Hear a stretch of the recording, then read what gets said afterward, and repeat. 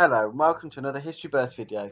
This one's going to focus on whether or not Elizabethan England was a golden age. We're going to start off looking at the structure of society in both the countryside and the town. So Elizabethan society was very structured and very rigid, and the quality of life depended on social position. Those at the top of society were better off than those at the bottom. During the Elizabethan period, the population of England grew from about 3 million in 1530 to around 4 million in 1600. London also grew rapidly during the 1500s, with a population of around 200,000 by 1603. The social hierarchy in the countryside had the nobility at the top, who were major landowners, often lords, dukes and earls. Beneath them were the gentry, and they owned smaller estates. Beneath those were the yeoman farmers, and they owned a small amount of land. Then you had your tenant farmers, who rented land from the yeoman farmers and the gentry. Beneath those were the landless and labouring poor. These were people who did not own or rent land and had to work or labour to provide for themselves and their families. And at the bottom were the homeless and the vagrants, and these moved from place to place looking for work.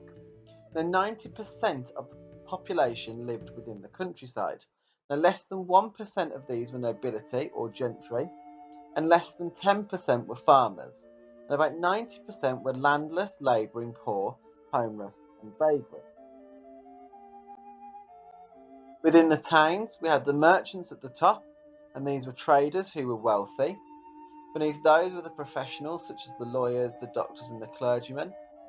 Beneath them were the business owners, who were often highly skilled craftsmen such as silversmiths, glovers or glove makers, carpenters or tailors. Beneath those were craftsmen such as skilled employees including apprentices, and at the bottom was unskilled labourers and the unemployed, and these were people who had no regular work and could not provide for themselves or their families. Now around 10% of the population lived within towns, and 10% of those were merchants, professionals and business owners. 90% were craftsmen and the unemployed. Elizabethan society was based around an idea called the Great Chain of Being, and that meant that those beneath had to respect those above, and those above had to help those below. So a society was based around respect and obedience. You had to respect those above you and help those below. Landowners ran their estates according to these ideas, taking care of their tenants in times of hardship. In households, the husband and the father was the head of the household, and his wife and children and servants, if he had them, were expected to obey him. Society was also constrained by fashion. Now, people's dress depended on their social position. The Sumptuary Laws of 1574 stated that only royalty could wear ermine, only the nobility were allowed to wear silk, sable fur and gold and silver fabrics. Only royalty, gentry and members of the nobility could wear the colour purple, and ordinary people, including merchants, professionals and business owners, had to wear wool, linen or sheepskin and were restricted to certain colours. People who broke the Sumptuary Laws could be fined, imprisoned or even executed, and people had to conform or obey the rules. Growing prosperity or wealth and the rise of the gentry were key features of Elizabeth's reign. The gentry was made up of knights, esquires and gentlemen who lived in the countryside. Knights began as a military rank, but during the Elizabethan times it became a mark of honour with the title given by the Queen. Esquires or squires had knights as their ancestors, and gentlemen had become wealthy landowners by acquiring large amounts of property. And the gentry didn't work with their hands for a living, they were not manual workers. So how did the gentry actually rise? Well, the phrase refers to how the gentry grew in size, wealth and influence in Elizabethan England. Some members of the gentry, such as Walter Raleigh, Francis Walsingham and Francis Drake, became more influential at court and in government, and this meant the influence of many noble families at court then declined. Other members of the gentry were able to join the nobility, whether through marriage, wealth or the willingness of the Queen to give them a title. An example being William Cecil, who became Lord Burleigh in 1571. Many members of the gentry became increasingly wealthy, and they could afford to build and extend houses both in the towns and the countryside. So the economy grew during Elizabeth's reign. There was growth in traditional industries such as wool, as well as newer industries such as iron, tin, and copper. Now, these materials were exported, increasing the wealth of both merchants and gentry. London, a city of 200,000 people by 1603, grew in importance as a centre of finance and trade. Privateering, which was providing financial support for raids on Spanish ships and or colonies and splitting the profits, brought in gold and silver stolen from Spanish treasure ships out in the Atlantic. This prosperity boosted the wealth of nobility, gentry, and the merchants who increasingly owned houses in London. Professionals, including lawyers, also saw their incomes increase. And by 1603, a relatively small number of people in Elizabethan England, such as the nobility, the gentry, and the merchants, had become extremely wealthy. And they began to build houses such as Montacute House in Somerset, which is built around 1598 by Edward Phillips, an MP and member of the gentry, whose family had lived in the area for over 100 years. And as you can see, his wealth enabled him to build a grand residence for himself. Now, society was relatively divided. Not everyone was wealthy in Elizabethan England. Most people, especially the labouring classes, remained relatively poor and struggled to provide for themselves. During the 1590s, bad harvests and rising prices, as well as the falling wages, meant that many ordinary people, or labourers, struggled to provide for their families.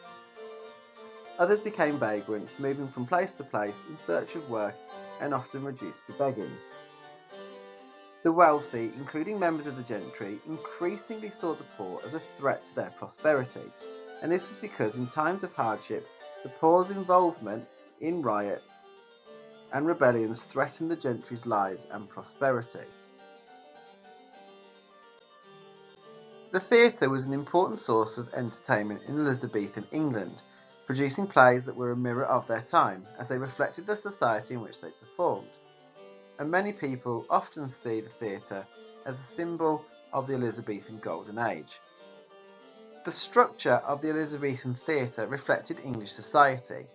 Ordinary people, or the groundlings, watched the plays standing in a pit.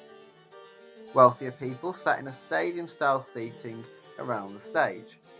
And members of the gentry and merchants sat in the galleries and on occasion on the stage, with plays performed around them. Tiring rooms allowed actors to change into costumes for performances, and actors could also be lowered onto the stage from above using a system of wires and pulleys. So the theatre, mystery plays, popular with many Catholics, were replaced with new secular or non-religious plays. These were shown in purpose-built theatres such as the Red Lion, the Globe, and the Rose. Comedies performed by teams of professional players funded by wealthy noblemen were very popular. Sponsors included the Queen and the Earl of Leicester, and their performers were known as the Queen's Men and Leicester's Men. All social classes attended the theatre, so purpose-built theatres had to be built to accommodate growing audiences.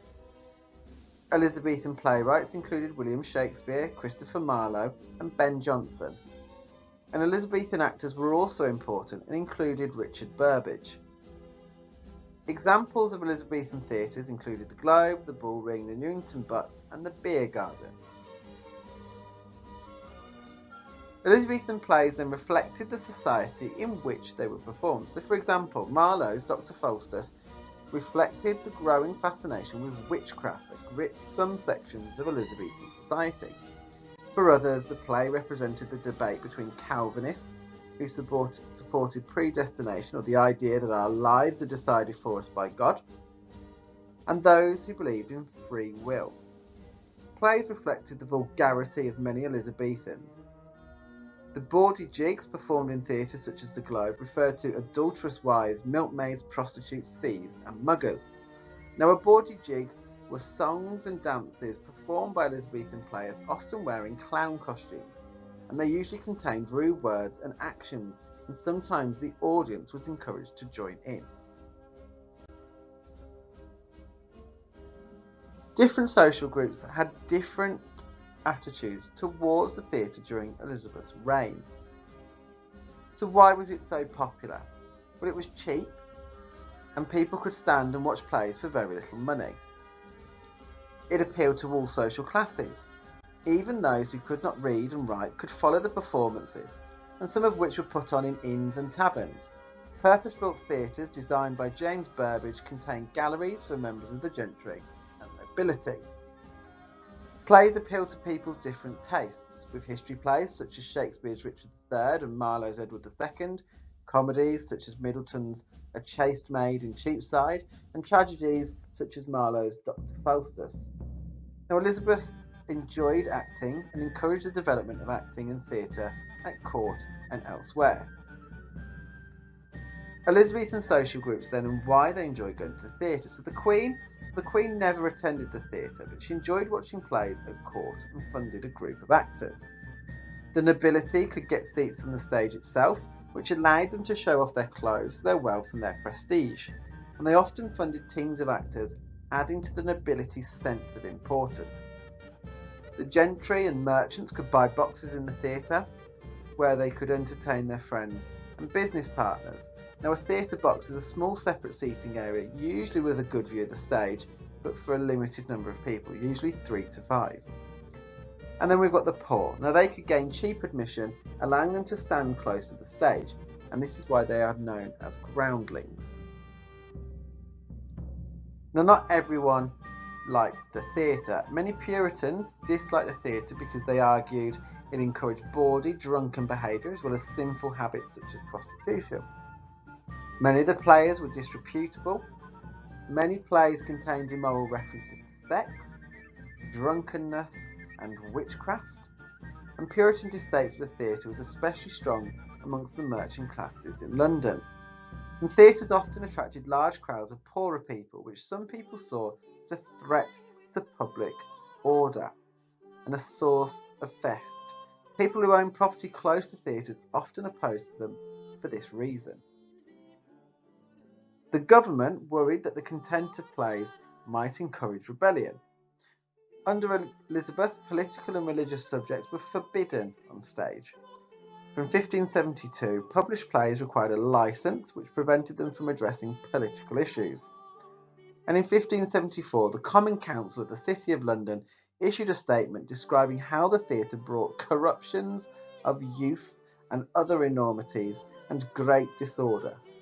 And by 1596, all theatres were banned from presenting plays in the City of London, and all theatres had to move south of the River Thames.